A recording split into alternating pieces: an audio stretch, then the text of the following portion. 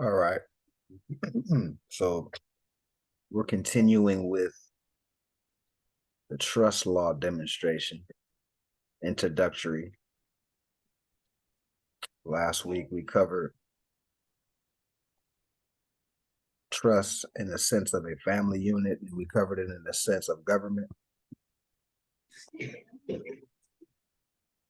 So continuing on that way, of course, we're dealing with the executor and the grantor, which is dealing with the creator of the trust. We're dealing with the administrator, which is also known as the trustee, and the beneficiary. An example would be grandparents, parents, and you or the child. In a government sense, it would be we the people, the grantor, elector, administrator would be the elected officials within the body politic, nation state, clan, etc. Beneficiaries, once again, would be we the people.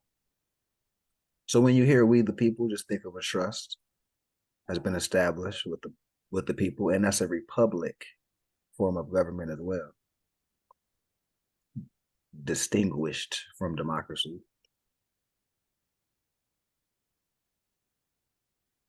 Trust in general, a confidence reposed in one person who is termed trustee for the benefit of another, who was called the cestui trust, respecting property which is held by the trustee for the benefit of any or the benefit of the cestui trust. An obligation on a person arising out of confidence reposed in him to apply properly, faithfully, and according to such confidence as being in nature of disposition by which proprietor transfers to another property of subject interested or entrusted. Not that it should remain with him, but that it should be applied to certain uses for the behoof of third party. And once again, just stop me if anything is unclear or you have any questions. A trust can be created for any purpose which is not illegal and which is not against public policy. Essential elements of trust are designated beneficiary and trustee, fund sufficiently identified to enable title to pass to trustee, and actual delivery to trustee with intention of passing title.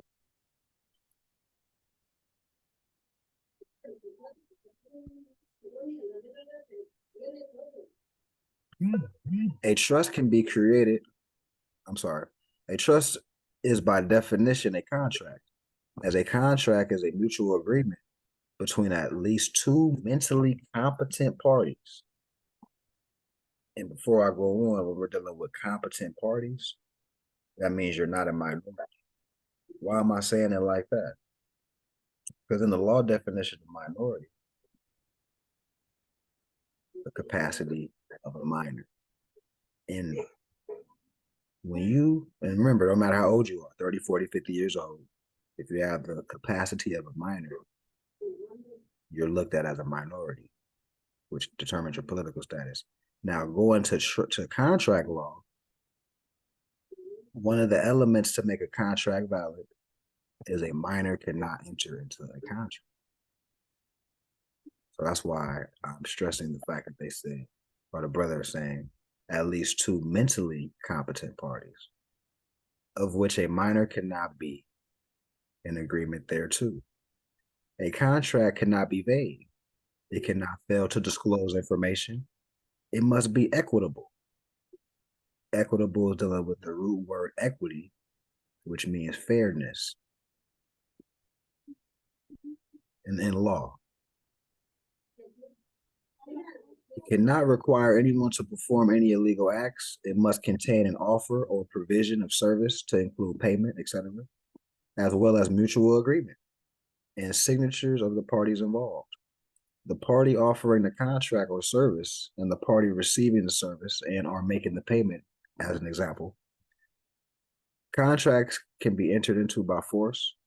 This is where a third party who is not in direct agreement, but signs as a witness to attest to the mutual agreement of the parties is involved.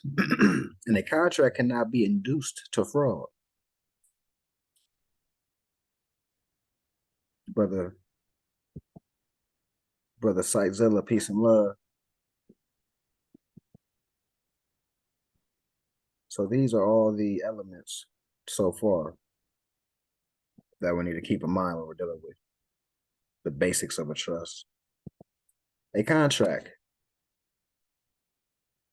a promissory agreement between two or more persons that creates, modifies, or destroys a legal relation. An agreement upon sufficient consideration, and that word consideration is a law term in contract law dealing with something of value.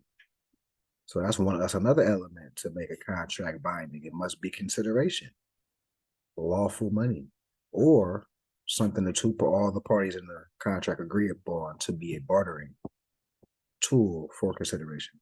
And that's different if everybody agree. To do or not to do a particular thing. An agreement between two or more parties, preliminary step in making of which is offer by one and acceptance by another, in which minds of parties meet and concur in understanding of terms. Because I pretty much just said that earlier. All parties agree to whatever the case may be. Law definition of fraud. An intentional perversion of truth for the purpose of inducing another in reliance upon it to part with some valuable thing belonging to him or to surrender a legal right. A false representation of a matter of fact, whether by words or by conduct, by false or misleading allegations, or by concealment of that which would have been dissolved, which deceives and is intended to deceive another so that he shall act upon it to his legal injury. So that's the law definition of fraud. Any kind of artifice employed by one person to deceive another. We're dealing with fraud. Now, if that's an element in the contract, it's not a binding contract. A generic term embracing all malfarious means which human ingenuity can devise and which are resorted to by one individual to get advantage over another by false suggestions or by suppression of truth, and includes all surprise, trick, cunning, dissembling, and any unfair way by which another is cheated. Bad faith and fraud are synonymous, and also synonyms of dishonesty, infidelity, faithlessness, perfidy, and unfairness. Remember I said when we say equity, we're dealing with fairness. Equity doesn't mean how much the value you have in your house. That's pseudo talk in real estate, because they control the property value of properties based on a lot of different things, which are not in favor of our people at large. But in law, equity just means fairness. Still dealing with fraud, it consists of some deceitful practice or willful device resorted to with intent to deprive another of his right, or some manner to do him an injury, as distinguished from negligence. It is always positive and intentional. It comprises all acts, omissions, and concealments involving a breach of a legal or equitable duty and resulting in damage to another, and includes anything calculated to deceive, whether it be a single act or combination of circumstances, whether suppression of truth or the suggestion of what is false, whether it be by direct falsehood or by innuendo, by speech or by silence, by word of mouth or by look of gesture. So we get the point on fraud. And it's the reason we need to know these things is this is not contract law 101, but we're dealing with elements of that. I mean, it kind of is contract law 101, but we're not going over like all the principles of contract law. But it's enough for you to get a sense of how to look at a contract and spot the fraud. That's the aim here. And if you're not able to do that, the whole point of the temple meeting, body politic, nation state, like I always say, it's the dojo to ask questions to become clear, because the whole goal is to be ambassadors. The whole goal is to be jurists, which means we know law, all law, all law. Well, any questions before I continue?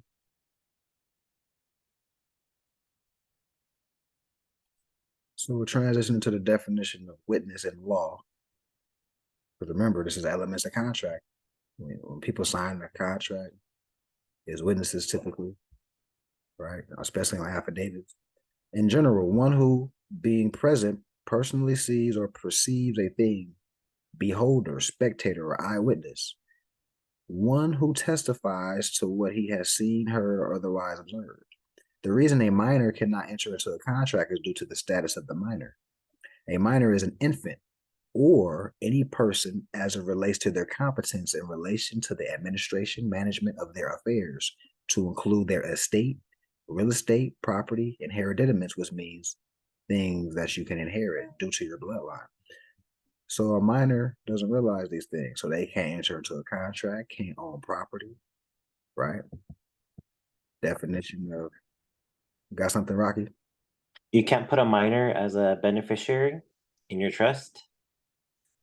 Like, some people set trust up for their kids when they're minors. Yes, yeah, you can do that. You can do that.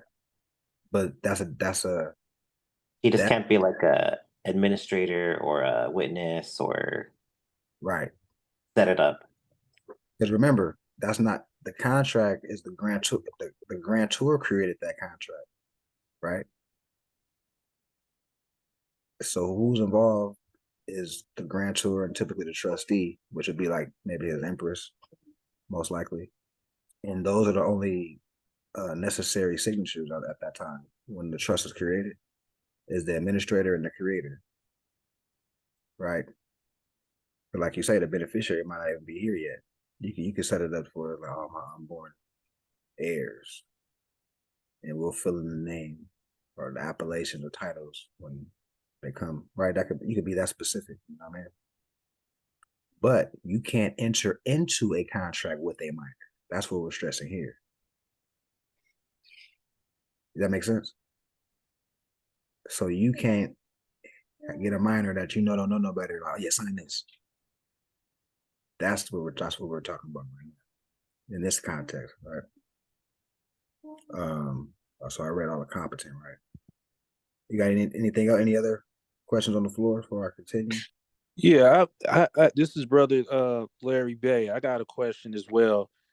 When you speak of infancy and minority and the validity of these contracts, we have brothers and sisters, such as Puerto Ricans, Latinos, Dominicans, blacks, under the guise of a contract, an unconscionable contract. Wouldn't those contracts be considered void ab initio? Just the fact that they are not in their proper person and they are minor at law? Are those contracts, would they be considered void ab initio or fraud from the very beginning? Because after all, they are dealing, when we look up the definition of minority and minor, that's exactly, it deals with their political status. So a lot of these brothers and sisters, I'm sitting here thinking, man, a lot of these adhesion contracts, are they valid to this very point, today, that people are involved in? Yeah, they're not. They're not. Well, only when when the minority wakes up to, declaring his nationality, being competent on all law and stuff like that. Now that challenge, that makes it, you dissolve the contract just by your exactly. That was my point. That was exactly what I was thinking. Like, as soon as you declare your nationality, those contracts all become dissolved at that moment. But in the sense of it's not like a magic wand. But now the reason I say that because the condition of our people. Most of our people don't know this information, period. So we are in a unique space. So with that said, most of our people may still got jobs under a straw with XYZ. They're attached to the United States government in a lot of different ways, and that's how they feed their family and stuff. And then they come across this information the next day. It's not like, oh, it's dissolved. I don't got to pay nothing now, right? Right. That's not smart. But what we do is fucking doing right now. We form organizations, fund it, be it dues, business ventures. Once the dues get, big enough something to work with, like I say, somebody come along with some good credit, we work that as well as a body. And once we start, like I say, businesses and schools, that type of thing, muftis, we got our own. We can hire our security, our own people to, right, look after our establishment, our estate that we're expanding, right? Now we can dissolve some contract. Why? One body at a time. Because we set up an institution where, you know what, you don't have to work for that foreigner. We have enough money in our treasury to hire you to be a security guard for our schools and business, or we call it a mufti in our culture, mufti. That's an example how, as we expand, we can take one body out of their system at a time. And that's when we say Noble Joe Ali bankrupted the United States infrastructure and or bankrupted the United States. That's all that means. He took 15,000 out of minds out of that system to do for self. So hopefully that answers your question, because that's really what it's about. You know what I'm saying? What we're saying, dissolving contracts. That's how you feel me? Right. That's how you dissolve the contract. You know what I mean? Or if you're talking about, as an individual base, it's still back to competency. And typically anybody that's an entrepreneur that doesn't have to do a 9 to 5 doesn't really care about that stuff anyway. Like you know what I mean? Like me personally, I don't, and like I say, everybody is different. It is what it is. Everybody's life circumstances is different, but me personally, I don't have a boss. Like there's nobody cutting me a check saying federal and state taxes are coming out. I generate my own, you know what I'm saying? So me personally, I'm not as plugged in. So I could move a different way more aggressively versus somebody that's been on the job for 20 years. He's looking forward to the pension.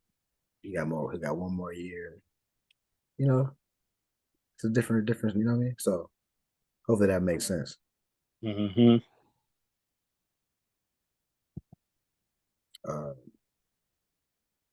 For the Sizilla, peace and love, man.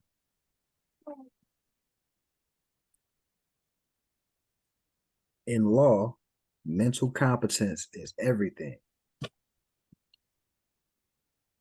In divine law, trust law, and laws that govern wills and heritability, things that can be passed down, inheritance. And notice it's HER, dealing with her, right? All heirs come through the woman. When any individual or group of individuals are not in honor of their mothers and fathers, they have no right to inheritance and thus are non-descendable, meaning you can't inherit. For example, if I am William P. Baker, grantor, and in my will, I leave all my assets, etc., to my son, Paul B. Baker, beneficiary. If my son, Paul, is mentally incompetent, unable to inherit, then those assets will be placed in trust to be administered by his mother, the trustee, until he becomes of age, if he is a minor, or becomes mentally competent to manage the assets. So he could be 5 years old. If he's competent, he's competent. Remember, we have sultans, 12, emperors, emirs. So it's all about how the parents is raising the children.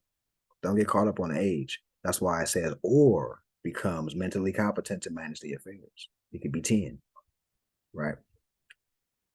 which he could either remain a beneficiary or assume the position of trustee and administer the trust for the benefit of his prosperity. If Paul does not recognize his connection bloodline to me, his father, and a trust is not established, designating a trustee to administer it, then the course of descent is thereby interrupted and all assets revert to the state.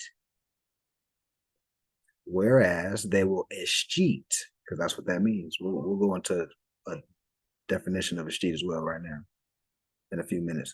The estate for a lack of an heir to inherit, because by not recognizing his blood connection and his inheritance to Paul, has abandoned his estate.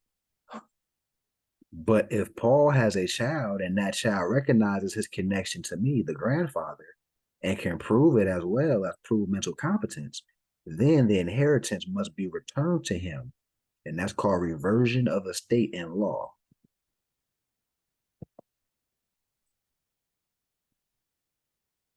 So let me go to the definition, law definition of estate, even though there is one. I'm about to read an abbreviated version of it right now. I mean, it's cheap. So messed up. What is it?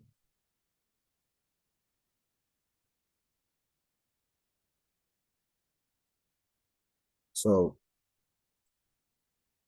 here we go. It's cheap. Escheat is an obstruction of course of descent. Now, what is descent? Your bloodline, right? So it's an obstruction. Something happened, interrupted it. And consequent determination of tenure by some unforeseen contingency, in which case the land naturally results back by a kind of reversion to the original grantor. Grantor, that's trust language. You should know what a grantor is right now. We're dealing with law definitions. So a reversion back, now who's the grantor? The aboriginal person of the land who can inherit a whole title, competent, made a claim on the title, administrating competently, right? It reverts back to him. But if you don't know who you are, history, don't know law, you're buying into the fact you got shit from Africa, the land under your feet is not, it's foreign to you because you're from somewhere else. You bought into that. Now you're going to abandon your estate as a whole. Now this applies, of course, to the family unit, but I'm talking about as a community of people, Black, Latino, Hispanic, Puerto Rican, and Indian, not in unity. You abandon your estate. You abandon your land. So now a foreigner can come in feudal law and interrupt your inheritance, interrupt your estate that's supposed to be passed down to our people coming in the future, right? The babies being made every day by our people. That gets interrupted. In the casual descent, in nature of forfeiture, look, forfeit, nature of forfeiture of lands and tenements with the manner to lord, either on failure to issue a tenant, dying seas on an account, I don't like that. I don't really like that. American law, escheat signifies a reversion of property to the state in consequence of a want of any individual competent to inherit. So keep in mind this particular one. Keep in mind the whole definition. But look at the bullet points. Escheat signifies a reversion of property to the state in consequence of a want of any individual competent to inherit. So if our people aren't competent on structure, community trust law, how to convey property, a foreigner comes in and escheats.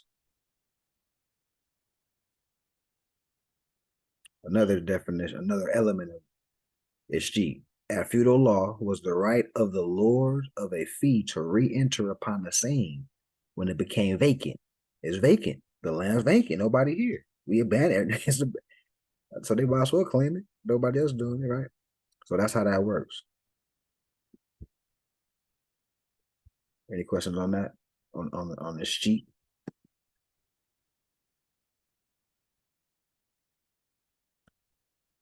So now we're still gonna go into the definition, but I wanted to go into the elaborate definition first. So cheaters, or as cheaters, a cheater came to signify a fraudulent person, and thence the verb to cheat was derived. Escheat in feudal law. Escheat is an obstruction of course of descent and consequent determination of the tenure by some unforeseen contingency, in which case the land naturally results back by a kind of reversion to the original grantor. In American law, escheat signifies a reversion of property to the state and consequent of one of any individual competent to inherit. The state is deemed to occupy the place and holds the rights of the feudal lord. Escheat at feudal law was the right of the lord to fee to re-enter upon the same when it came vacant by the extinction of the blood of the tenant. Right, talking about bloodline, it got interrupted. The word escheat in this country at the present time merely indicates the preferable right to the state to an estate left vacant and without there being anyone in existence able to make claim thereto. All right, so we reiteration for reinforcement for comprehension purposes. Escheating is what all mortgages are rooted in. Before we get into escheating, I need to mention that whenever anyone agrees to enter into a mortgage, the quote unquote borrower is always listed as a tenant and never the owner. Transitioning to the law definition of conversion. Equity, the exchange of property from real to personal or from personal to real, which takes place under some circumstances in the consideration of the law, right? Trust law, specifically, is what we're dealing with. Such as to give effect to directions in a will or settlement, or to stipulations in a contract, although no such change has actually taken place, and by which exchange the property so dealt with becomes invested with the properties and attributes of that into which it is supposed to have been converted. Although it is sometimes necessary for certain purposes of devolution and transfer to regard property in its changed condition as though the change has not absolutely taken place. Right? So it's all, everything takes place in the contract. Of course, the house doesn't just move on its own, but ownership can change, conversion can take place, property can be conveyed in trust by contract. Any questions before we move forward? Yeah, you know, I'm following you with the definition of escheat in Black's Law. If you read just slightly below that, they have what is known as a writ of escheat. And that's very interesting. I was reading and it says that a writ which anciently lay for the Lord to recover possession of lands that had escheated to him. Yeah, it's called a writ of escheat. And that's what a papal bull is. Yeah. I'm familiar with that. Papal bull is a written mandate from the Pope. Right.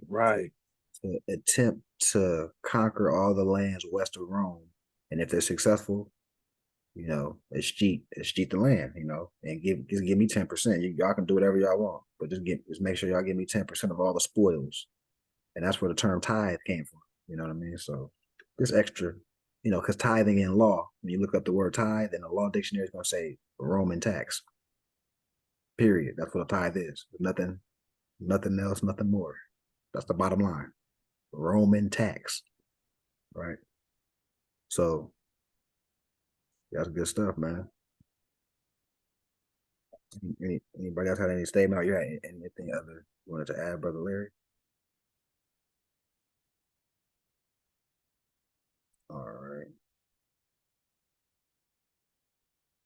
Father Majiel.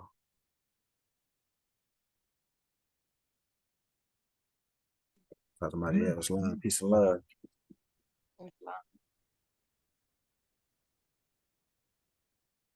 All right, so mortgage, law definition of mortgage. A debt by specialty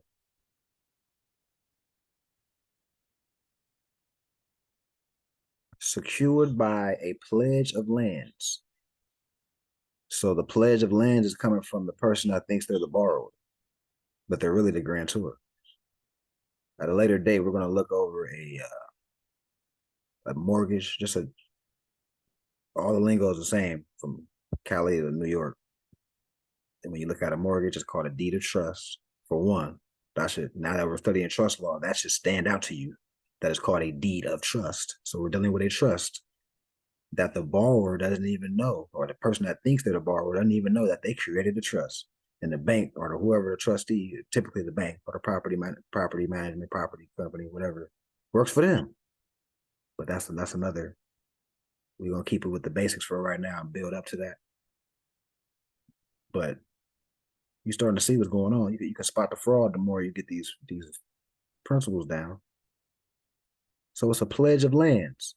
The grantor is pledging their land to the bank if they happen to miss a payment. That's basically what's going on. They're saying the bank can have my property if I miss a payment.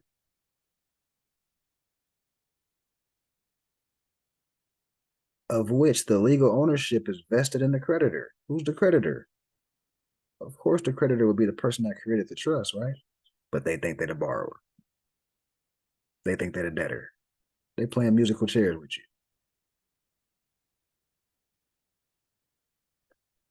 But of which in equity, the debtor and those claiming under him remain the actual owners until debarred by judicial sentence or their own laches. The foregoing definitions are applicable to the common law conception of a mortgage, but in many states in modern times, it's regarded as a mere lien and not as creating a title or estate. So hold on.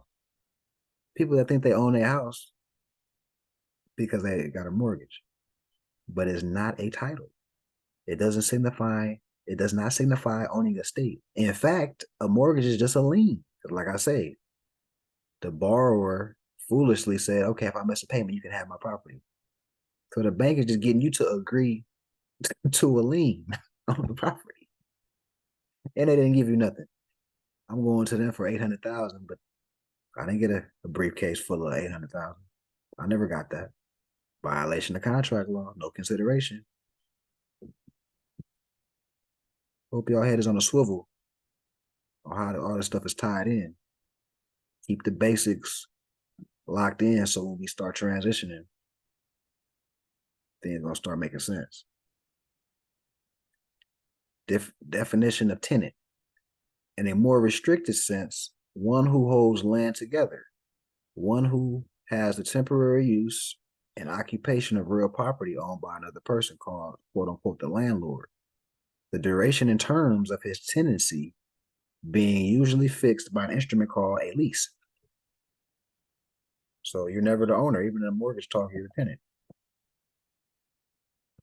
We're not talking ownership.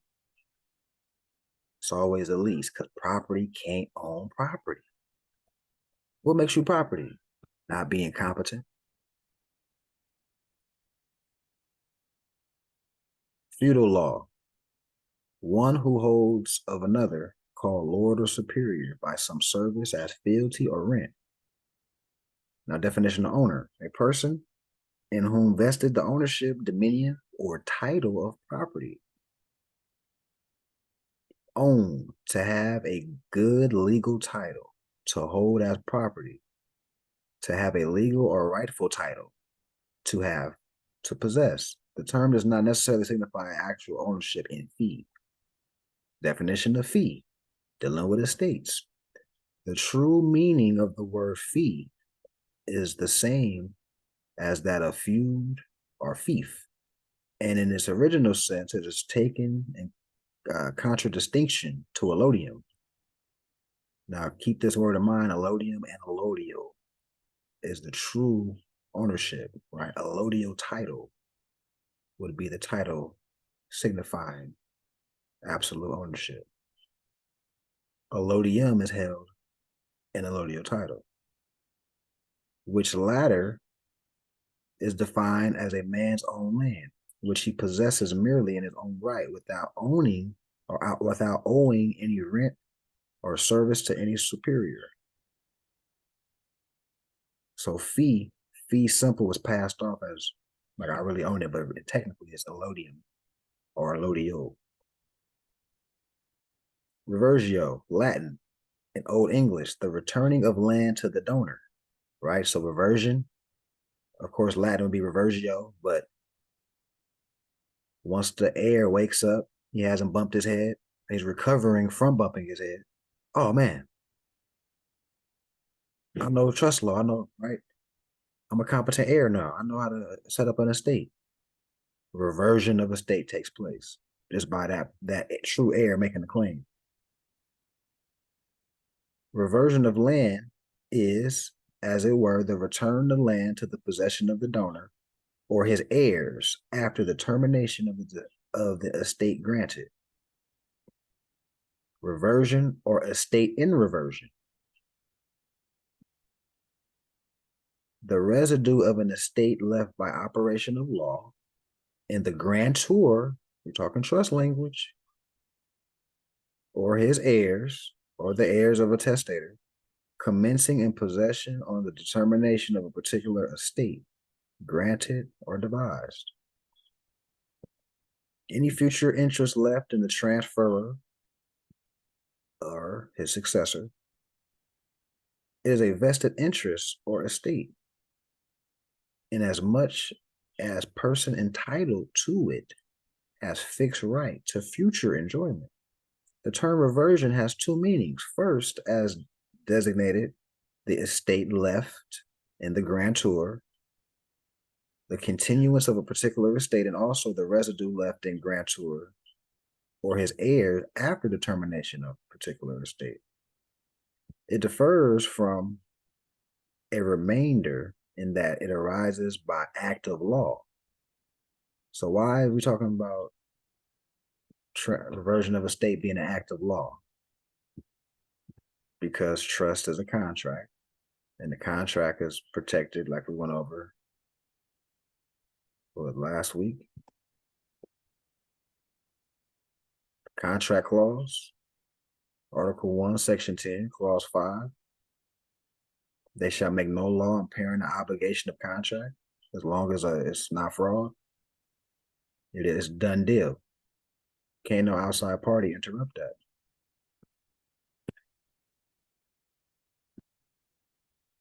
So that's what that means. Arises by act of law. You're transferring property to your estate because you got a trust created for the benefit of the heirs, or in a community organizational sense, for the benefit of the people involved. You transfer property to what the organization or the temple, the body politic, the state, the nation state.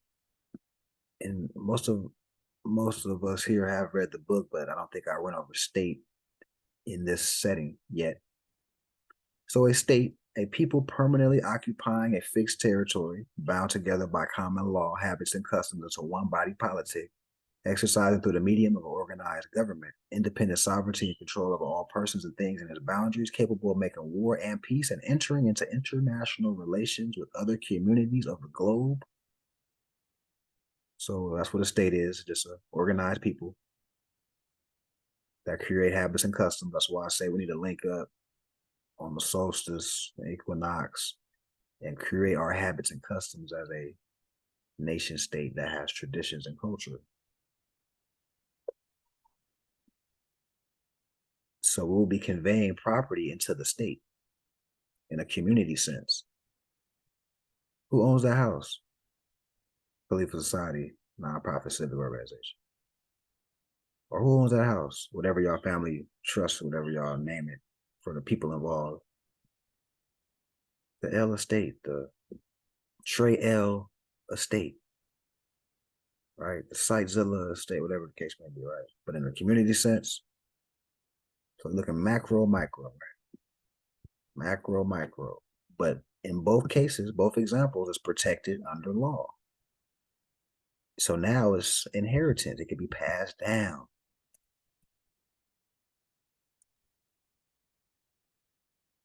Allodial, freehold, not holding of any lord or superior, owned without obligation or vassalage or fealty, opposite of feudal, right? Allodial is opposite of feudal. You know, feudal means fake, colorable, substitute, not the original. So allodial will be the other side of the spectrum. So land held in allodium, land held absolutely in one's own right, and not for any lord or superior. Land not subject to feudal duties or burdens, an estate held in absolute ownership without recognizing any superior to whom any duty is due on the account thereof, because it's part of an estate that's tied to a bloodline of people. You created a jurisdiction now. Nation state distinguished from a corporate state. And remember, nations are just people, we the people, that share the same nationality. And it takes people to create corporations. So what do you think the pecking order is for ownership with land? A nation state would trump a corporate state, right? Because a corporate can't talk. That's not people. That's not, but people create the corporate state. Property can't own property. You see where we're going with this? I see something in the chat. Let me, exactly. Brother Trey, yeah, you know what I mean? This is what our people need to get back to, is knowing law on all levels. All right. Placing particular emphasis on the laws that govern contracts, trusts, mortgages, wills, real estate, property, hereditaments, etc., and to the fact that mental competence is everything as it relates to persons' ability to manage their own affairs. It becomes vital to the current people in power to maintain power by escheating our estate, keeping us mentally incompetent to inherit our estate, and thus becoming the rightful administrator. So now you see the school system, John D. Rockefeller School System, General Education Board, T.D. Gates and the crew, why they want to make us docile, why K through 12, they teach history and law a certain way. The things we've been talking about the last 5-6 weeks in law, they don't even touch on. In law schools, when you're training to become a bar member, they don't even talk about law in this scope. There's statutes, penal codes, and ordinances. It has been deemed, declared, and assumed by the collective actions and inactions of our people, branded Spanish, Latino, colored people, Black, Negro, African American, Latin American, Indian, West Indian, etc., which are pseudonyms, misnomers, and prerogative terms placed on, or derogatory, I'm going to say derogatory terms, placed on fallen conquered Moors, that we are mentally incompetent, thus non-descendable, that means you can't inherit, thus inheritable. Before the year 1913, or 1333 Moorish calendar year, most Americans own clear, perfected allodial titles to their property, a state clear of any and all liens and mortgages or debt pledges, until the Federal Reserve Act.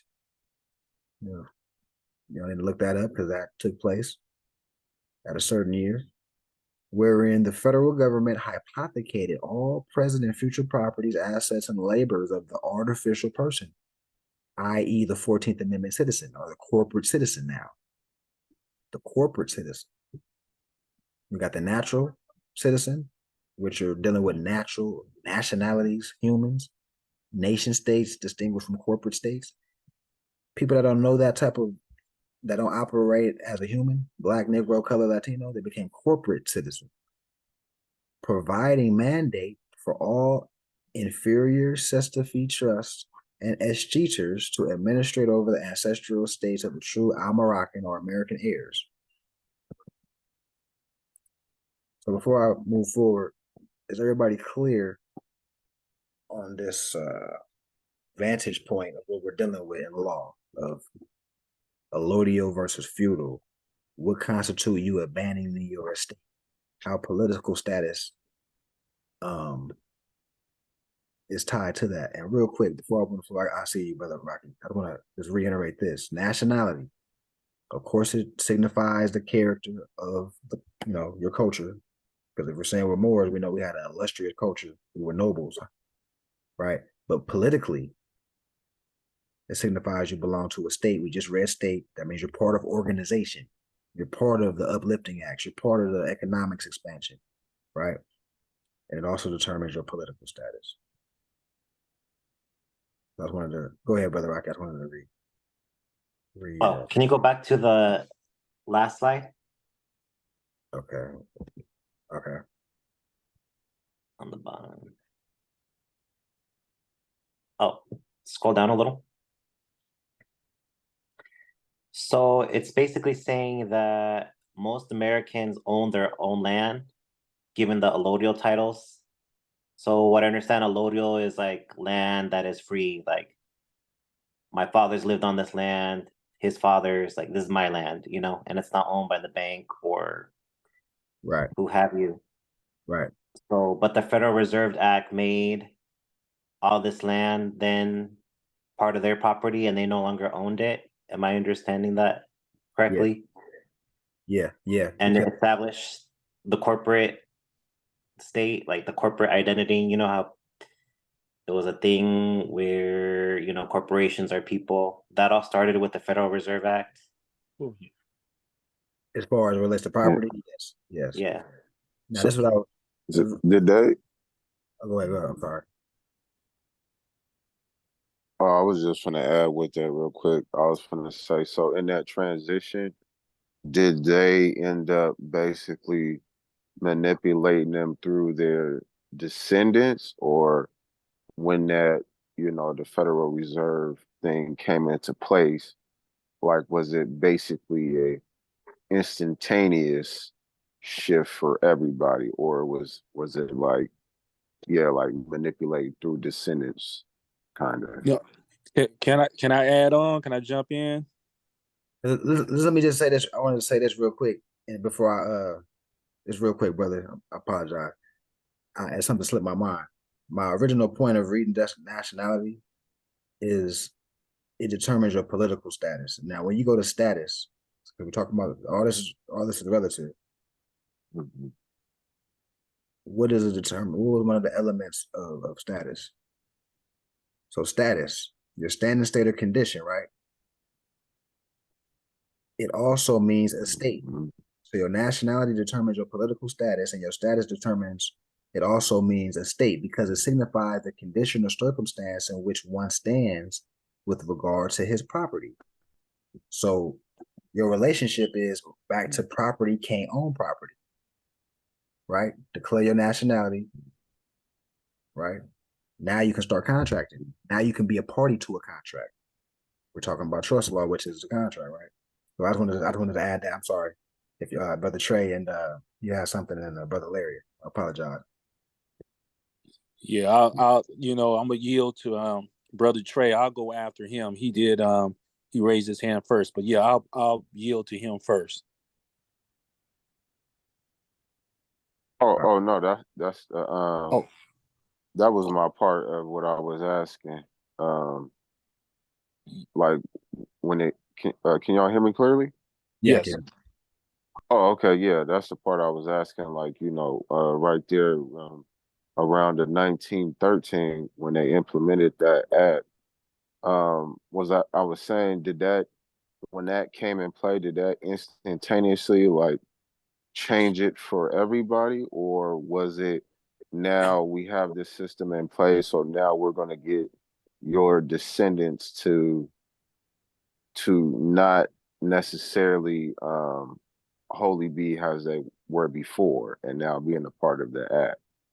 Well, everything was a series of events that happened that has led to where we are now. 1913, you had the Federal Reserve Act. Then you had the 16th Amendment. Then you had the Maternity Act when they started registering birth. Then you had the Social Security Act. And obviously you had the public salary tax. It was just a series of events. Oh, I can't forget the Trading with the Enemy Act. That's very important. Very important because Trading with the enemy. Trading with the Enemy Act. See, in 1917, Mm, World War One was ending, and mhm. they passed laws. The Trading with the Enemy Act it prohibited those who were giving aid and comfort to the enemy, and the American people were not considered the enemies of the state at that time. Fast forward to 1932, 32 or 33. Once we were in the depression, we were in the depression, and the Great Deal, the New Deal, was being implemented. And then that's when FDR, Franklin Delano Roosevelt, he then made the American people uh, enemies of the state. And then that's when you had to Mm, register everything in your life, from driving licenses, birth certificates, social security cards, everything, because now you have to, at that point, you are now an enemy. So now you now have to register gotcha. everything in your life to the government. That's where today times where all the registration come in from. And the Trading with the Enemy Act is still ongoing to this very day. It's subtle. It's subtle. You don't see it. You don't feel it. Right, Just like the Christian black codes, they're there. We right. don't see it. People don't know about it, but they're very active during your everyday life. Oh, thank you, man. I appreciate that. Oh, for sure. You got something, Rocky? It's just a lot of stuff's clicking because like I know about the Federal Reserve. I also know that was like spearheaded by like JP Morgan, who, if you guys don't know, like they like in the early 1900s, they would crash these banks like on purpose. And it's like Monopoly, right? When right, what happens in Monopoly when someone goes bankrupt? The next person buys it all up. Like they would crash these banks, and Morgan and other bankers are the ones that like push for the like Federal Reserve System, which is kind of like a privately owned bank. But I think it's just crazy. I'm just like trying to put all the pieces together. Mm-hmm. Yeah, Yeah. the most pivotal year I tell everyone to study is 1933. 1933 Ex- is the most profound and most influential year of our lifetime. That year to this day it has effects on us to this very day. 1933. That's when the National Emergency Banking Act came into Mm-hmm. Yeah, place. yeah. That's when we fundamentally switched from a republic to a Mm-hmm. democracy. That's when this term democracy came along, and this is what is going on to this very day. 1933, and people don't understand. They were putting messages in the movies. For example, at that time, you had Alice in Wonderland, you had The Wizard of Oz. All these movies had subliminal messages in it, letting the people know that you're no longer governed under a republic. You're now governed underneath this fairy tale, this fairyland that you're now living under. The money, for example, that's when we switched to colorable money, color of Mm-hmm. religion, Right. color of office, color of authority. Everything turned colorable in that year. And that was a very distinguished and very important year, 1933. Hmm. Yeah, It's JR. yeah, man. Um, all right. So we're getting more clarity on trust. Hmm.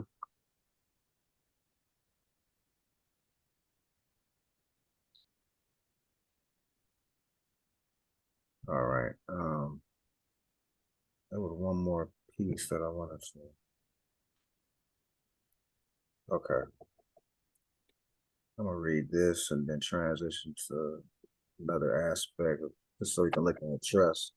As far as some of the things Noble Jew Ali did in his time in trust law.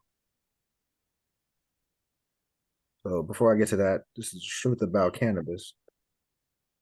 As Moors, Aboriginal Indigenous people, we have the right to reserve and use cannabis, and we do not need a state license to exercise our rights.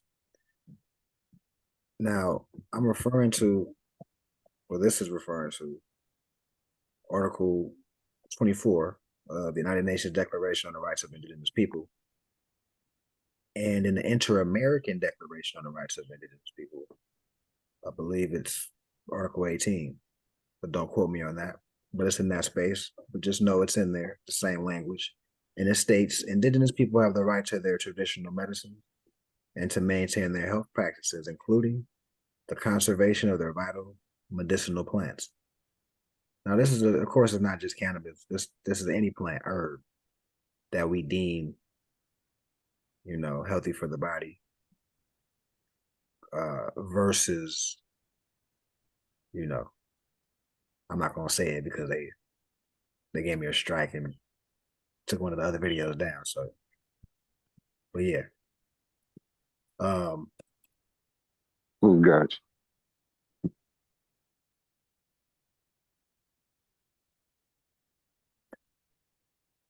now most blacks who think the UNDRIP or the United Nations Declaration on the Rights of Indigenous People don't apply to them because they don't look as themselves as being indigenous. They bought into the "I got shit from Africa" thing.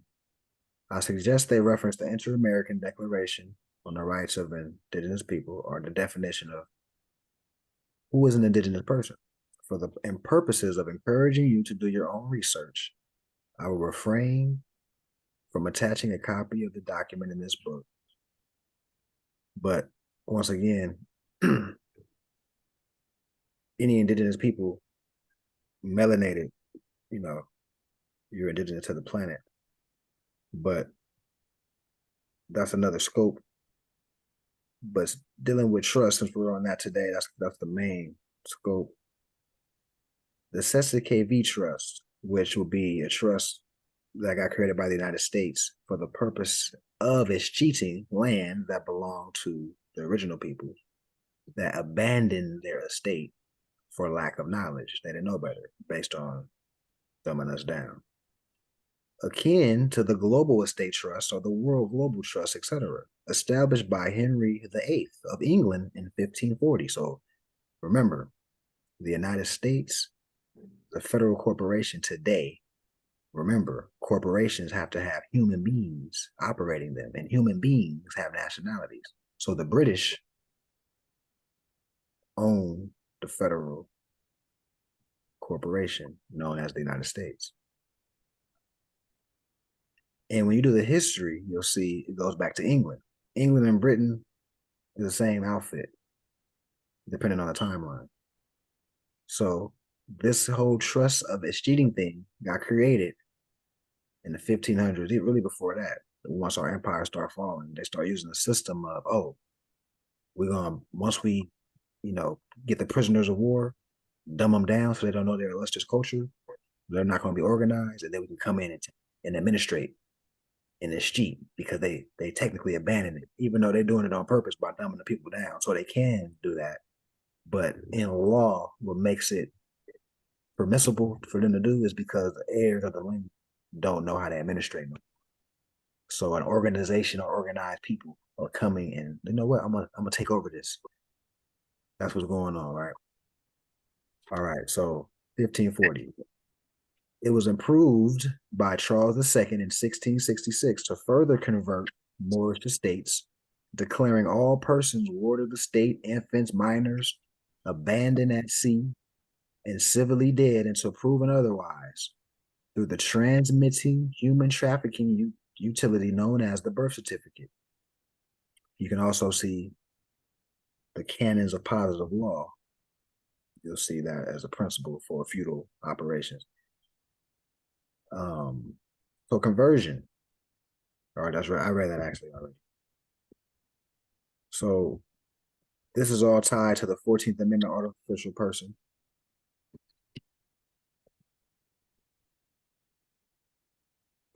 Already know this particular group right here.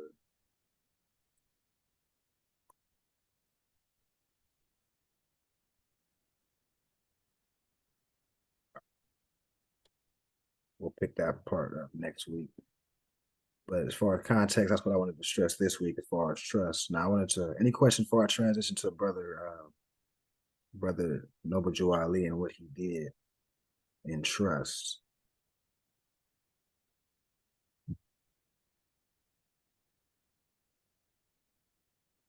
So you can have an example.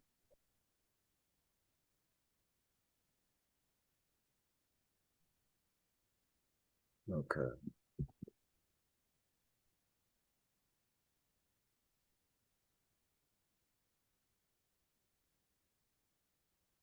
Okay, so I showed this in a different form, but it's the same thing. This is coming from the actual book called the 101s, Quran Questions for Moorish Americans. But on the back, it's a recording that got recorded in Cook County by Noble Joe Ali in 1928.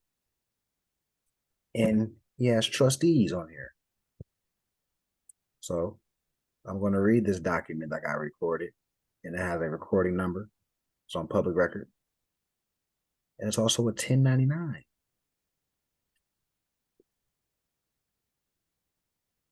I, Noble Joe Ali, recorder, Moorish Holy Temple of Science, held at Chicago in the county of Cook, the state of Illinois, on the 20th day of July, 1928. For that purpose, the following persons were appointed sheiks. Sheiks are trustees. We're talking, this is a trust, we're recording a trust right now. According to the rules and usages, habits and customs of a nationality, remember. According to the rules and usages of such Moorish Holy Temple of Science, the bylaws, let's go to the specifics so we won't lose. These are the bylaws of the instrument that he's filing at that time. Under the rules and usages, this is what we've been reading the last couple of weeks, right? Everybody's familiar with that? No questions on that? We've been reading that the last couple of weeks. All right, so that's the rules and usages. So that's all internal. Had nothing to do with outside, right? Because it's protected under what? The contract clause of the Constitution, trust, right? All right, so continuing. Trustees.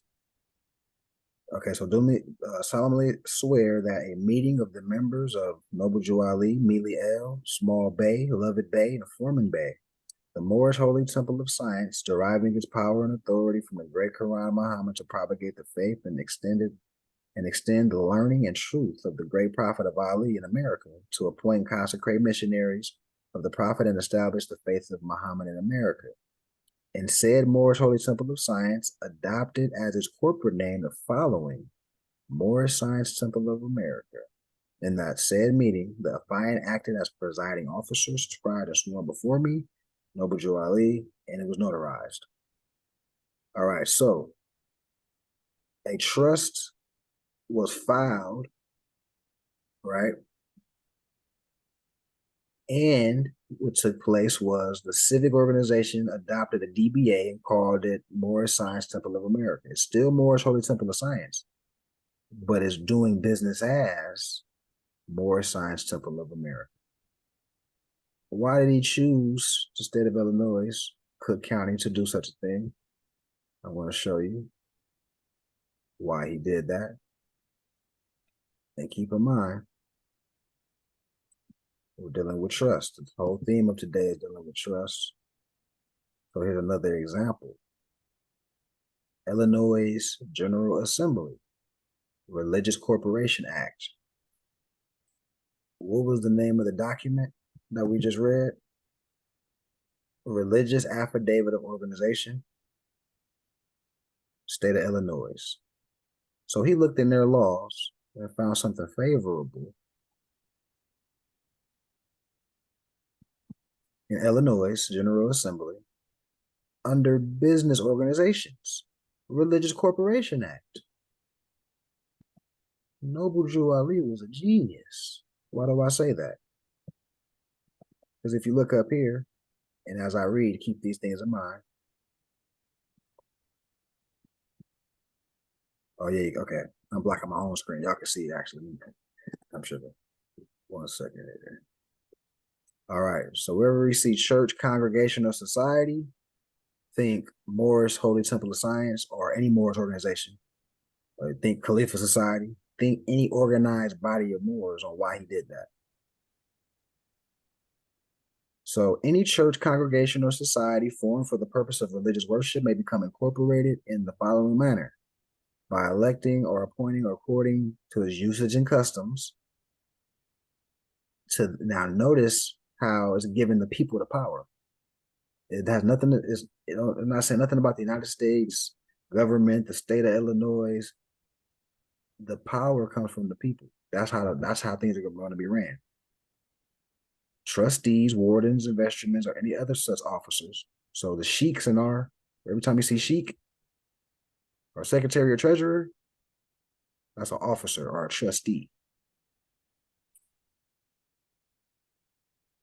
Shall be agreeable to the usage and custom, rules, and regulations of such congregation, church, or society. Back to the bylaws. Whatever is put in the bylaws, that is what it is.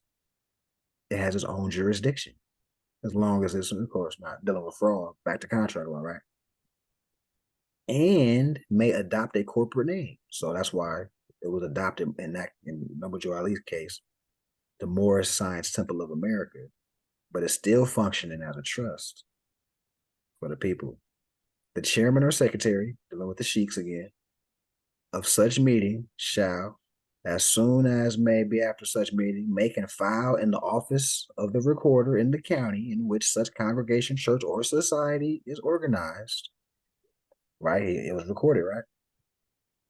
And state the language, I affirm, right? That was the language to make it legit or whatever.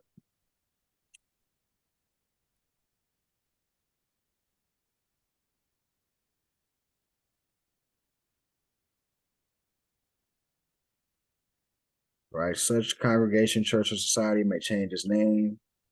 Such congregation, church, or society by filing an affidavit to that effect in the office of the recorder of the county in which such congregation, church, or society is located.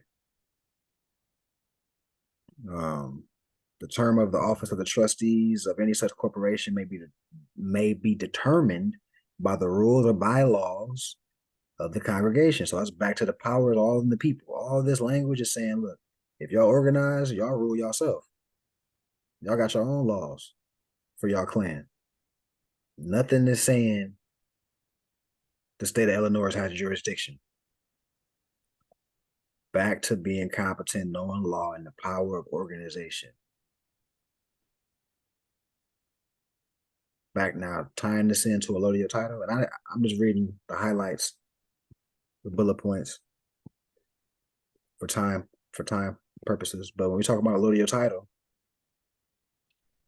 an organization will convey property into the organization. People that have political status that's tied to the land will link up together and do such a thing. All right, let's see.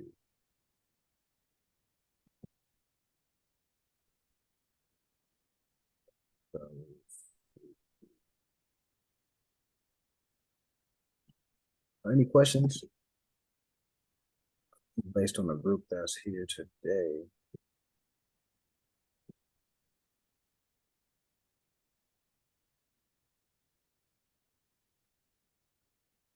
Okay.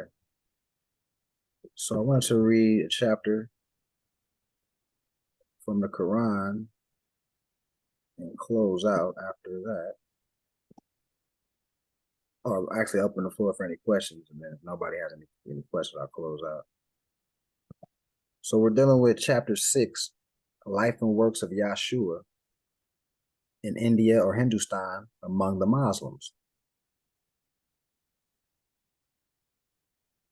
A royal prince of India or Hindustan, Ravana in the south, was at the Jewish feast. Ravana was a man of wealth, and he was just, and with a band of Brahmic priests sought wisdom in the West. When Yahshua stood among the Jewish priests and read and spoke, Ravana heard and was amazed. And when he asked who Yahshua was, from whence he came, and what he was, Chief Hillel said, "We call this child the day star on high, for he has come to bring to men a light, the light of life, to lighten up the way of men and to redeem his people from Israel." Redeem his people of Israel. And I'm going to highlight this when we get done with this chapter. Redeem his people of Israel. We're going to do an analysis on that. And Hillel told Ravana all about the child, about the prophecies concerning him, about the wonders of the night when he was born, about the visit to the magician priests, about the way in which he was protected from the wrath of evil men, about his flight to Egypt land, and how he then was serving with his father as a carpenter in Nazareth. Remember last chapter, he had the carpenter's tools, the hammer that drives home the truth, right? The compass and the square. He was a carpenter.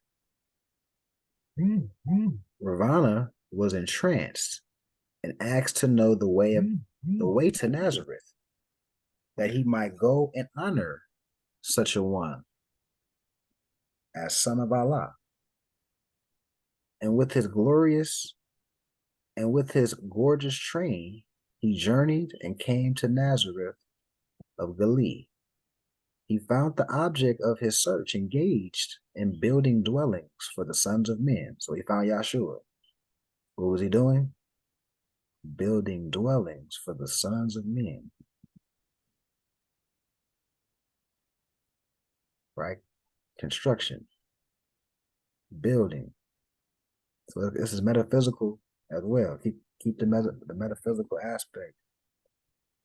Because of course, we weren't talking about actual carpenter tools, like a belt and a hammer, right? And when he first saw Yahshua, he was climbing up a 12-step ladder. 12-step ladder. And he carried in his hands a compass, square, and axe. Now, what are the 12 major glands in the body? A couple of them are, there were 12 major glands and systems, actually, such as the respiratory, etc. But you got the, secretion glands dealing with reproductivity, pineal gland, right? Endocrine gland. It's 12 major glands. Ravana said, "All hail, most favored son of heaven." And at the end, Ravana made a feast for all the people of the town, and Yahshua and his parents were honored guests. For certain days, Ravana was a guest in Joseph's home on Miriam Way. He sought to learn the secret of the wisdom of the Son, but it was all too great for him. And then he asked that he be the patron of the child, might take him to the east, where he could learn the wisdom of the Brahms. Brahmins dealing with Hindu. So Yahshua, 12 years old, pretty sharp guy. And Yahshua longed to go that he might learn, and after many days his parents gave consent. Then the proud heart, Ravana, with his train, began the journey towards the rising sun. And after many days, they crossed the sand and reached the province of Arisa and the palace of the prince. The Brahmic priests were glad to welcome home the prince with favor that received the Jewish boy. Yeshua, the Jewish boy, the enlightened boy. And Jesus was accepted as a pupil in the temple of Jagannath. And here he learned the Vedas, or the Hindu scripts, right? And the Manic law. The Brahmic masters wondered at the clear conceptions of the child and often were amazed when he explained to them the meaning of the law. So you had grown men, magi's, and priests amazed at this comprehension. So I wanted to do an analysis on line number 5, dealing with, we call this child the day star on high, for he has come to bring to men a light, the light of life, to lighten up the way of men and to redeem his people of Israel. So when we're dealing with light, or one that knows knowledge, we know that that's what a Jew is, right? But in this context of we're dealing with Israel, I wanted to go to the Metaphysical Bible Dictionary. Metaphysical Bible. I got so many slides, I be getting my stuff in. No, I got it queued up.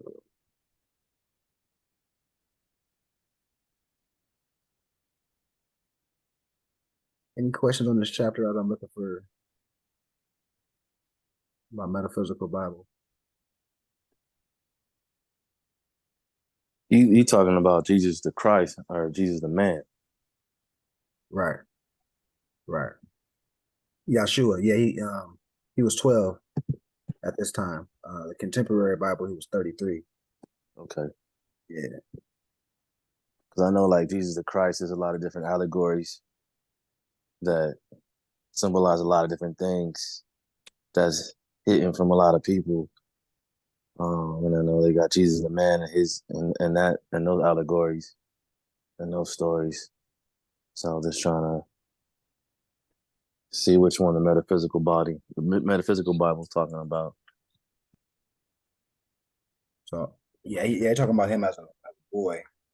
Okay. Man, not necessarily. We know Yeshua and Christ is really two different concepts that they kind of merge into one in the regular Bible. But for this scope, I'm looking up the word Israel in the Metaphysical Bible, and just to kind of purge our minds. So Israel, contending for God, striving for God, who prevails with God. Now, this is just for, I'm pretty sure I've seen everybody the fundamentals video. So we should all know this, but just reinforcement. When we're dealing with God, we're dealing with to invoke. When you take it back to the original or more ancient languages than English, you take it all the way to the Sanskrit to invoke. We know invoke just means to manifest. So we're dealing with an action. All right. And when we're dealing with people that manifest, we're dealing with, like we've been talking about the last couple of weeks, working together and creating. We all have the ability to do that. So Jacob's name was changed to Israel after he had wrestled with a man, quote unquote. It's an analogy. That's why it's quote unquote. So once again, Jacob's name was changed to Israel after he wrestled with a man all night at the ford of the Jabbok and has succeeded in obtaining a blessing.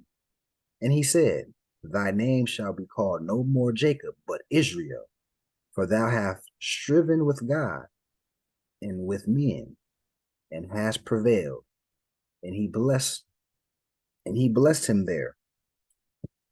Israel is the nation that sprang from Abraham, Isaac, Jacob, through Jacob's 12 sons. So let's go into the significance of him wrestling with a man all night. Metaphysically, the significance of the changing of Jacob's name to Israel is this: the mind controls the body through the nerves, and a great nerve, the sciatic, runs down the leg through the hollow of the thigh. This will acts directly through this nerve, and when the individual, through his mentality or understanding, Jacob, exercised the I am power upon the natural man in an attempt to make unity between spirit and the divine natural, there is a letting go of the human will. The great light of understanding breaks in the struggling soul when it discovers that there is a divine natural body, and it clings to that inner life and strength and eventually brings it to the surface in a perpetual vigor.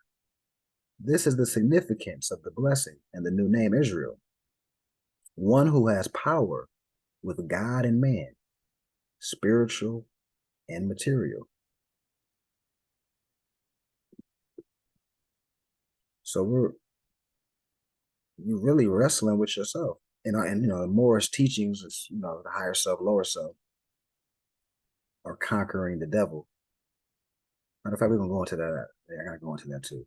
So Israel as a nation in its highest significance symbolizes spiritual consciousness.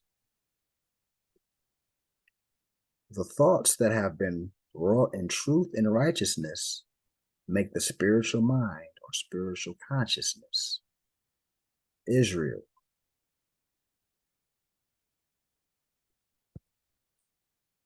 In Numbers 20, chapter 21, verse 1 through 3, Israel represents the reality of spiritual ideas and consciousness. The Canaanite, right? Back to the Moorish, Circle 7 Holy Quran. We're talking about Moors or the descendants of the Canaanites, Hittites, Moabites, etc. All these lines of people, which are the same people, are dealing with high consciousness. Getting back, as Noble Jew Ali would say, genius citizens, organize amongst yourself, honor your mothers and fathers, right? So these are the parallels. As a matter of fact, I know we read the back, but let's get into some of the questions, Quran questions. And this is designed for Moorish children, but of course, this applies. I'm going to read it all, well, not all of it, but most of it, but I wanted to go to my specific point when dealing with the concept of the devil, higher self, lower self, and the Moabites. So what is the modern name for the Moabites? The Moroccans. So when I say, or when we read descendants of the ancient Moabites, Canaanites, Hittites, where am I getting this verbiage from? It's in the House Resolutions, and it's in the bylaws.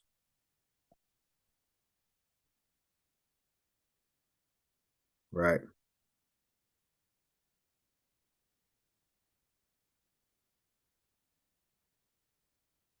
Moorish Americans are the descendants of the ancient Moabites who inhabited the northwestern and southwestern shores. Right. So that's what I'm referring to. And when you actually look into the Quran, it even goes more in depth. The Hittites, etc. All right.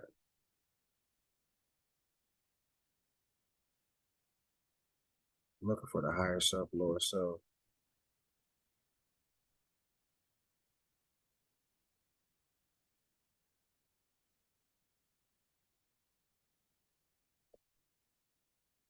Oh, this is relevant too. At what age did Jesus begin to teach? At age 12. right? That's relevant for the context of today. I must be overlooking something.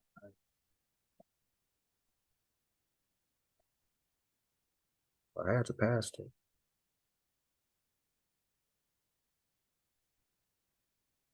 Matter of fact, that's why we need to read all of them. Because what I'm looking for, I don't see right now, but it will come up when I read all of them. So who made you? Allah. Who is Allah? Allah is the Father of the universe. Can we see him? No. Where is the nearest place we can meet him? In the heart. Who is Noble Jew Ali? He is Allah's prophet. What is a prophet? A prophet is the thought of Allah manifest in flesh. What is the duty of a prophet? To save nations from the wrath of Allah. Who was the founder of the Moorish Science Temple of America? Noble Jew Ali. What year was the Moorish Science Temple of America founded? 1913. And to put that into context, technically it was 1928, but the civic organization got created in 1913. It was called the Old Canaanite Temple. Then it went through a transition to the Moorish Holy Temple of Science. And in 1928, we just read a document where it adopted a corporate name, the Moorish Science Temple of America. Where was that at? Newark, New Jersey. Where was Noble Jew Ali born? In the state of North Carolina, 1886. What is his nationality? Moorish American. What is your nationality? Moorish American. Why are we Moorish American? Because we were descendants of Moroccans and born in America. For what purpose was the Moorish Science Temple of America founded? To uplift fallen humanity. How did the prophet begin to uplift the Moorish Americans? By teaching them to be themselves. What is our religion? Islamism. Is that a new or is that an old-time religion? Old-time religion. And once again, when we're dealing with Islam and Islamism, it's the same thing. Archaically, it's dealing with self-mastery. I, self-law master. In order to master your impulses, you get into knowing your zodiac sign, your temperament, who and what not to be around, herbs, all law, dealing with all law for self-mastery purposes. So, what kind of flag is a Moorish flag? It is a red flag with a 5-point green star, 5-pointed green star in the center. What do the 5 points represent? Love, truth, peace, freedom, and justice. How old is our flag? It is over 10,000 years old. Which is our holy day? Friday. Why is Friday the holy day? Because Friday is the day on which man was formed in the flesh, and it was on Friday when he departed out of flesh. Who is Jesus or Yahshua? He was a prophet of Allah. Where was he born? In Bethlehem of Judah, in the house of David. Who were his father and mother? Joseph and Mary. Will you give in brief the line genealogy through which Jesus came? The son of the great fathers through which Jesus came are Abraham, Boaz by Ruth, Jesse, King David, Solomon, Ezekiel, and Joseph by Mary. Why did Allah send Jesus to the earth? To save the Israelites from the iron hand of oppression of the pale-skinned nations of Europe, who were governing a portion of Palestine at that time. So we just read Israel or Israelite. We're dealing with people with high consciousness, illuminated ones, original man, right? The Moor. How long has that been? About 2,000 years ago. What was the nationality of Ruth? Why are we highlighting Ruth? Because as we just read the genealogy, that's Yahshua's great-great-grandmother. What was the nationality of Ruth? She was the Moabitess. Moabite, right? That's our lineage. She was the Moabitess. What's the modern name for the Moabites? The Moroccans or Moroccans. And Moor is short for Moroccan. All right. Where is the Moroccan Empire? Northwest of Mexim. And when we read the Quran as we transition, you're going to start seeing that with the divine name of Africa was a Mexum. And that original Mexum is Northwest, which is modern day North Mexico, Central America, South America, and the islands. Can anyone hear me? Peace and love. Who's this? Who's this? What's your Sorry name? about this. This is my name's El Georgie. Oh, peace and love. Peace and love, brother. Peace and love. Sorry, I just dialed in because I saw that the YouTube was gone, but I don't see a way for me to mute myself. Could you please mute me Okay, I got you. if All right. possible? I just muted you right now, Islam. All right. What is the modern name for a Mexum? Africa. What is the title given to the ruler in Morocco? Sultan. Where do we get the name Jesus? From the East. What does Jesus mean? Justice. Did the angel give to the child what was called Jesus, a holy name? Yes. But it cannot be used to those who are slaves to sin. We know the brother's name, Yahshua. Yahshua ben Yosef. Or some will say Esau. What is an angel? An angel is a thought of Allah manifested in flesh. What are angels used for? To carry messages to the four corners of the world, to all nations. What is our prophet to us? He is an angel of Allah who was sent to bring us everlasting gospel of Allah. So anyone sent here to wake a people up that have failed or descended to a level where they're just in a carnal state, and someone comes along, wake up, get back to your ancient ways, and then leaves instructions on how to do that, is a prophet and an angel sent from Allah. Why? Because the angel is here to carry messages of the light, right? And the light is just truth. What is the everlasting gospel? It is a saving power that comes from Allah through our ancient fathers by his prophet or his messenger, right? What is the covenant of the great God Allah? Honor thy father and thy mother, that their days may be long upon the earth, land, which the Lord thy God Allah have given thee. So basically, honor your mothers and fathers. By doing that, that's the whole point of nationality, declaring it, organizing among people that have declared, and build things. At what age did Jesus or Yahshua begin to teach? 12. Where did he teach? He touched in Hindustan or India, Africa, and Europe. How long did he teach? 18 years. What did Yahshua say that would make you free? Truth. What is truth? At. What is At? At is Allah. Can truth change? Truth cannot change or pass away. What other name do we give truth? Holy breath. So now, every time you hear holy breath in the Quran moving forward, just know we're saying truth. What have you to say about the holy breath? All we can say is, it is great, it is good, it was, it is, and evermore to be. Amen. At what place on earth was the physical part of man formed? In the Garden of Eden. Where is the Garden of Eden? In the land of Canaan, in the city of Mecca. What is the modern name for the Garden of Eden? Mecca.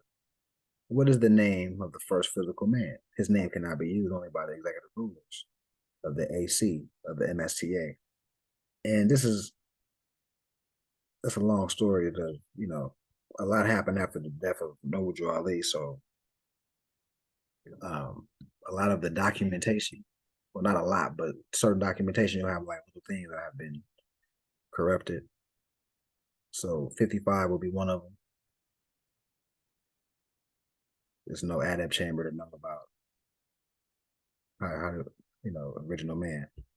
You just find that out by just simply studying. And that's what we've been doing. That's all we do with history and law. that study original man culture.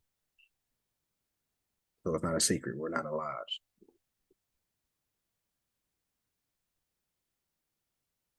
In the adept chamber, it's not like a spooky thing like that where it's like, oh, you know, because that's when you start getting Masonic lodge practices that got infiltrated through this movement. But whoever's ready to receive will be ready to receive, and the adept chamber will form naturally. You know, the most competent people in an organization that comes through just diligence, thirst of knowledge, and things just play out how they play out. Right? So it's not like an adept chamber like that, where we're keeping secret from the people. Who were Adam and Eve? They are the mothers and fathers of the human family, Asiatics and Muslims. Where did they go? They went into Asia. What is the modern name given to their children? Asiatics. Who is guarding the holy city of Mecca today to keep the unbelievers away? The angels. What is the modern name of those angels? Asiatics. What is the shade of their skin? Olive. Are the Moorish Americans any relation to those angels? Yes, we all have the same father and mother. Give 5 names that are given to the descendants of Adam and Eve. Lucifer, Satan, devil, dragon, and beast. What is the devil sometimes called? The lower self. So we're dealing with the devil, we're dealing with the lower self, the carnal self, the animalistic self. How many selves are they? 2. Name them: higher self and lower self. What people represent the higher self? The angels who protect the holy city of Mecca. What people represent the lower self? Those who were cast out of the holy city and those who accept their teachings. What is the higher self? The higher self is the mother of the virtues and the harmonies of life and breeds justice, mercy, love, and right. Can the higher self pass away? No. Why? Because it is Allah in man. What does the lower self breed? Hatred, slander, lewdness, murders, theft, and everything that harms.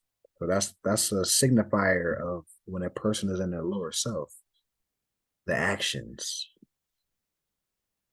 And what did the higher self say to the lower self at one time when he met him? Where are you going, Satan? What was the answer the lower self gave to the higher self?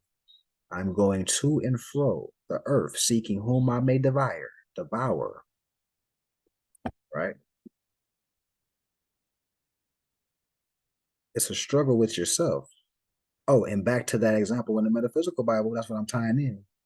Remember, when he changed his name from Jacob to Israel, he wrestled with the man, quote unquote, he really wrestled with himself. His lower self and higher self was wrestling. Higher self prevailed. Remember, Israel consciousness, self-mastery, illuminated.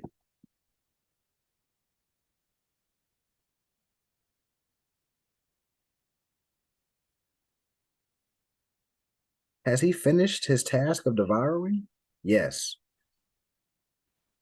When was his time declared out?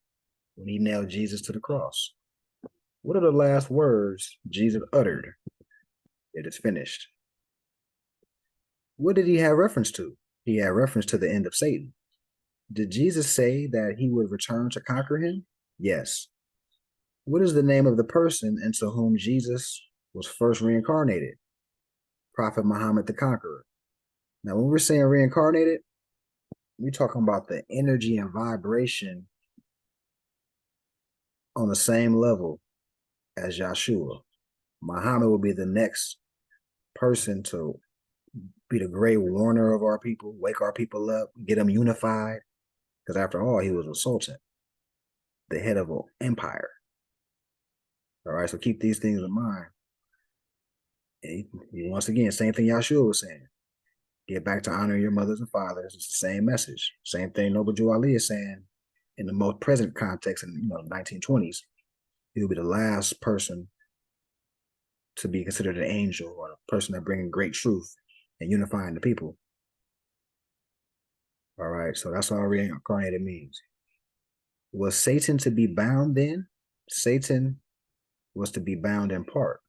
When was the head of Satan taken off? 1453, Byzantine. By who? Muhammad.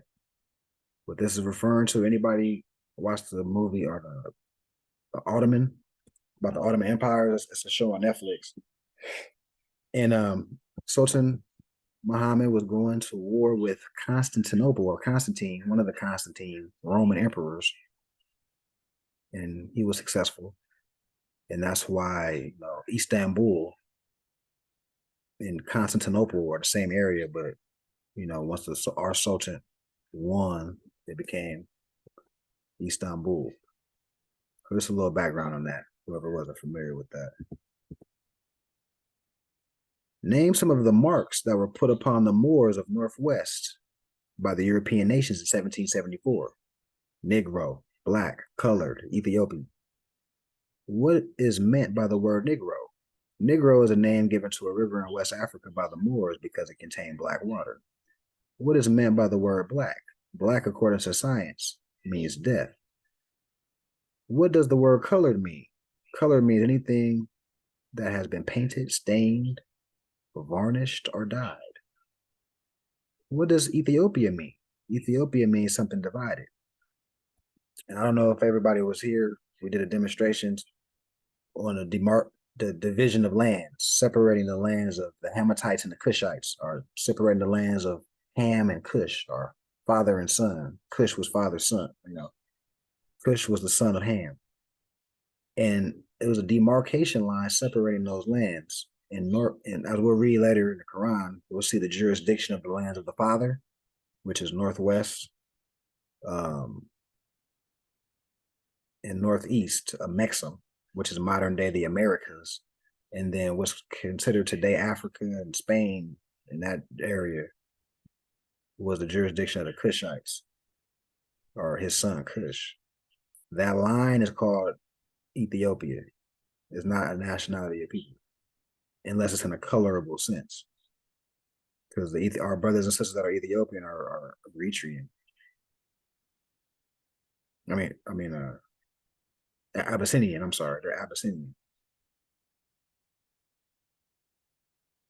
Where I'll leave off at. All right. Can a man be a Negro, black, colored, or Ethiopian? No. Why? Because man is made in the image and after the likeness of God Allah. What title does Satan give himself? God. Will you define the word white? White means purity, purity means God, and God means the ruler of the land. To whom do we refer to at times as being the great God Allah, or the great God? Allah. Is the devil made in the image and likeness of Allah? No, he is the shadow of our lower selves and will pass away. Who made the devil? Elohim. Who was Elohim? Elohim is the 7 creative spirits that created everything that ever was, is, and evermore to be.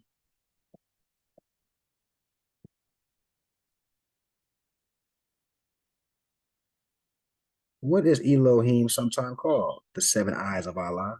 How many days are in a circle? 7 days. How many days are in creation? 7 days. According to science, how many days are in a year? 7 days. Right? Just Sunday through Saturday. Sunday through Monday. I said it right the first time. Sunday through Saturday. Any questions on these question and answers, on the questionnaires?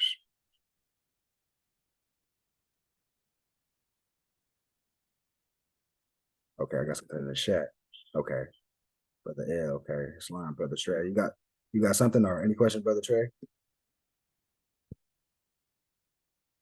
Oh no, man, I was just flowing with you, tuning in, and like it was all on point as far as like, the history and nationality, really it being us fighting with our higher selves and our lower selves. So yeah, I was just vibing with the what you put together, you know, Wow. on point. You know? Can everybody still see the screen dealing with a woman called Rebecca? Is it showing something? Yeah, we can still. Yeah, we can still see it. At least I can. Okay. I know it's kind of small, so bear with me. Rocky over there burning sage over there. All right. So just to further cross-reference what we've been discussing today from another lens, this is from a book called A Woman Called Rebecca. So the book of Genesis, birthright stealing story about Esau and Jacob, is one of the negative intrigue operations of an impostor exposing his moral and ethical imposition of fraud. That story allegorically translates into the civil arena as a demonstrative example of an ungodly act of vampirism manifested by social pilfery and escheating in the affairs of men. This affirms the effect of negative colonialism, as well as giving an observable example of the corrupt practices exercised by those who have and are misusing the powers delegated to the trusted positions, offices, or seats of government. In another more poignant sense, it is the study of the transition of basic spiritual violations, moral and abstract, and reflect the physical social violations which are made or instituted by tyrannical and unlawful persons benefiting from the operations of corrupted governments. So Yaqub or Jacob, in this case, we're about to read.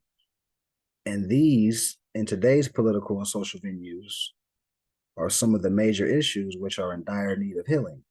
Particular emphasis is noted to those issues relative to the contemporary civil and social orders of the world, which are convoluted and against the honor and integrity of the constitutional and allodial principles. The spiritual violations that are manifested as a quote unquote struggle and took place in Rebecca's womb, or in Rebecca's stomach. She had 2 children, right? are contemporarily or comparatively about a conflict or conflicts that cannot be expressed in words. Why? Because words are the children of thought, and thoughts are the seed from which all things may manifest. On another political level of analysis, a lack of knowledge of history and law promotes ignorance and nativity and naivety, being naive. In a true sense of high culture and actual function of the womb is that it is the first school for things or divine beings. So the womb is the first school for divine beings made manifest in the human flesh. And the truth establishes that the womb is the stargate or physical gateway for man, male and female.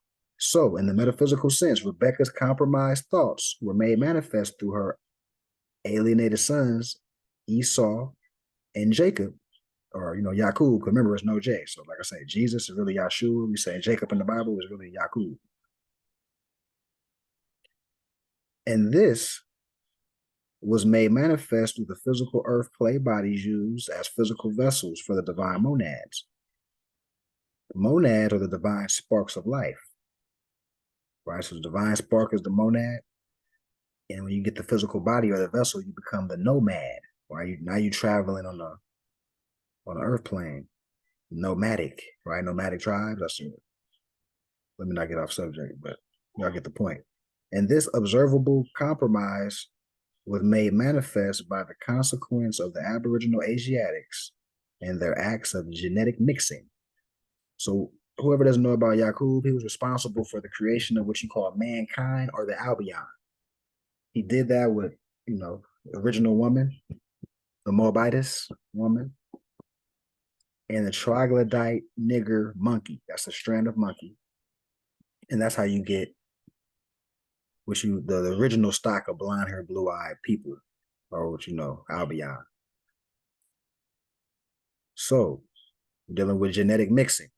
That mix was displayed through the amalgamated cells of animals, creating the occidentals. So the occidentals will be that new stock of human, or most people call white people. Who were the original stock? What's the original stock of people called? And this was made manifest by the Moabites, the Orientals. So when you hear Oriental, you're dealing with the original people. Right. So mixing with the Oriental and the Albion, the Occidentals. And this was made manifest as Moors and the Europeans. So I want to highlight that. You're talking about symbology in the Bible. We must know what we're looking at, you know, allegories and stories. Now, oh, well, there's one more thing in this particular piece I had queued up actually. When we're dealing with the mansions in the sky, before I go into the mansions in the sky, as we can see, we're dealing with the houses of the zodiac. But once again, when we're dealing with holy books, just to stress home the fact of the allegory, right? Hey, what else? I've got so many things. I'm gonna show you how you want to deliver this when we're talking to our people.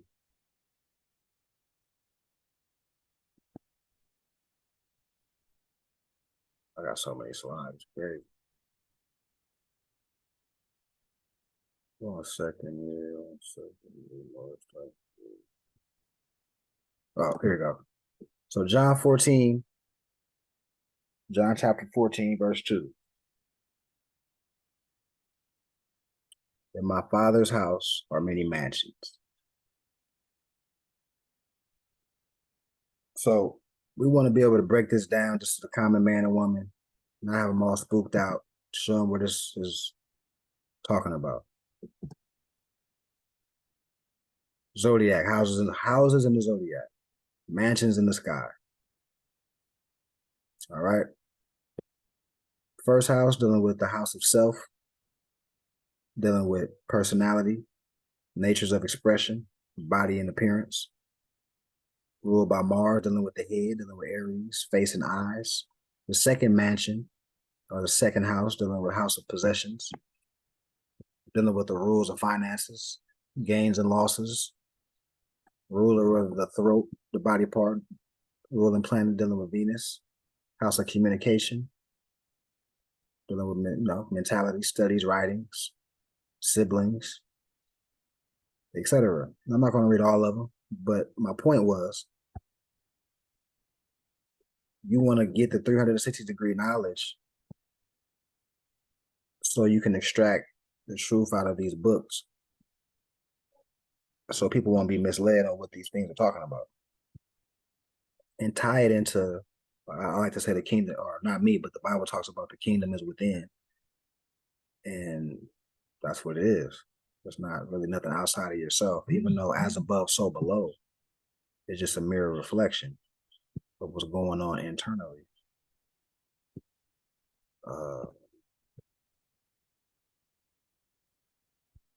And whoever doesn't know, in our star, the star in our national flag is dealing with Venus.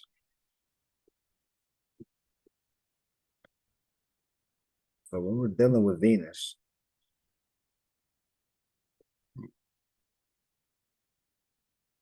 you want to know the influences of Venus and how that plays a part in your life intimately. So, and this is a small example. Influence of Venus in the 12 signs. This is an example for Venus in Aries, an example for Venus in Taurus, Venus in Gemini, etc. So let me look at, everybody should just look at their sign and see how that relates to them.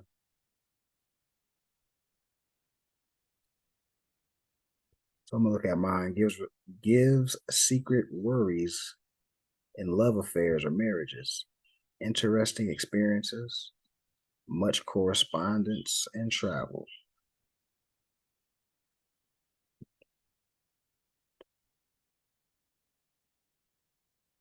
What's your sign, Rocky?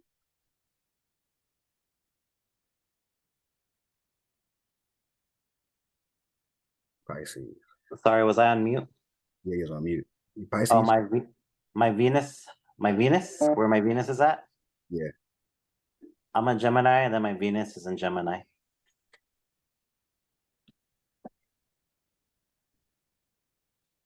Wait, so okay. So that's you right here then.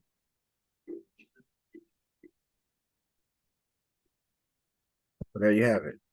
So my whole point of bringing this up is know thyself. In order to have self-mastery, you need to know what your impulses are. When you get your chart done, you're going to see why you are the way you are. And now what happens is, okay, I know I'm this way instinctively, impulsively.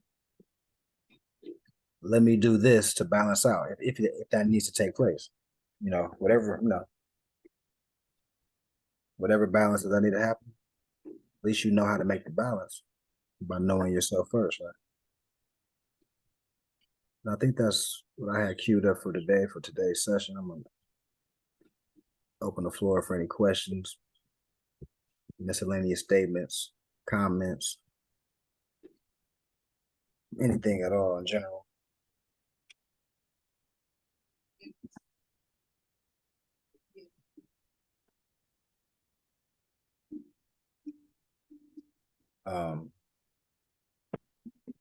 Yeah, so whoever needs a Fed, just contact me once they get their size.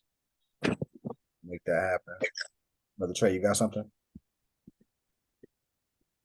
Yeah, I was just saying what I was saying again, that I would just think that, you was on point with the information, and as far as the spiritually and going into the, touching on the physical too, and the balance and the journey between the spiritual and the physical is just was a good lesson. Mhm. Good to hear that. Good to hear that. Brother Larry, you got any thoughts?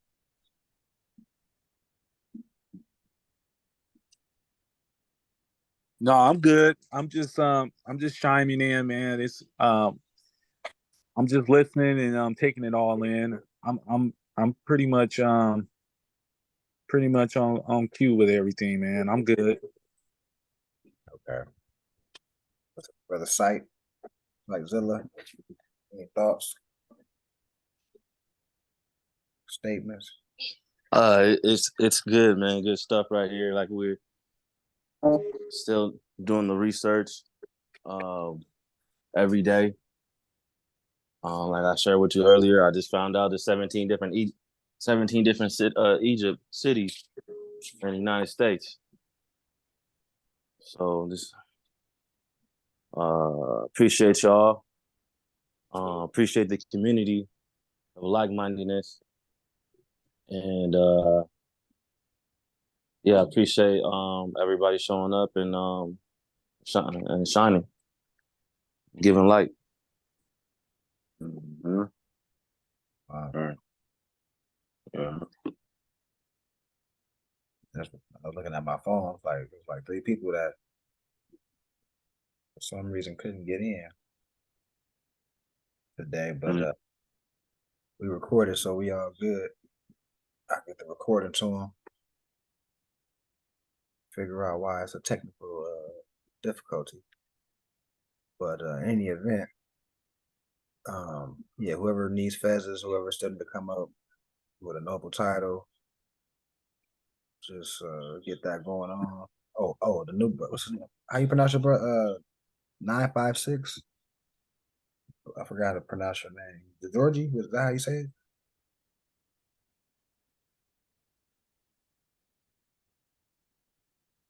Might not. Mm-hmm. No, the brother that just says 956. forgot how to pronounce his name. L. Georgie. But he might have stepped away. Mm. But okay, so I'm gonna get your ID made trade by the end of today, and have it mailed off to you by Monday. Monday's a holiday actually, so I have it mailed off Tuesday. Okay. Yeah. That's all good, folks. But yeah, we had to figure out a day to link up in the flesh, man. Have a little get together. Yeah. I know you Yeah, kind we of definitely can make that happen. So yeah, I'll probably have to take a day trip out there one time or something. Can you hear me? yeah, I heard you. Oh, okay. I thought my thing. Yeah, we'll make it happen. Mm-hmm. Yeah, I was gonna ask, man, what I'm sorry to butt in. What territory are you in? I'm over here in Sac. Oh, okay. You up north. Okay, Yeah. gotcha. Yeah. Okay. Yes, sir. Yeah. Yeah, we'll make something out. I ain't too far from, it is a little distance, but it ain't, nothing too crazy anyway. So yeah, we'll make something work for sure though. Yeah, all come together, man. Mm-hmm. Yeah, I'm gonna link up with you too, brother Larry, this week. Oh yeah, man. Yeah, definitely, man. Definitely, man. Yeah, I'll be good, man. We should be able to link up and you know what I'm saying, and fellowship and vibe with one another, man, and everything. Got to catch you at one of your pop-ups. Come through and support, you know. Sorry, bro. And man, it's just things that's been crazy lately, man. Last couple weeks, I'm just like, man. Yeah, man. I know how it is, man. Life is like that sometimes, man. Yeah, I'm on this grind, man. I'm trying to get the, I'm trying to be as industrious as possible, man. Trying to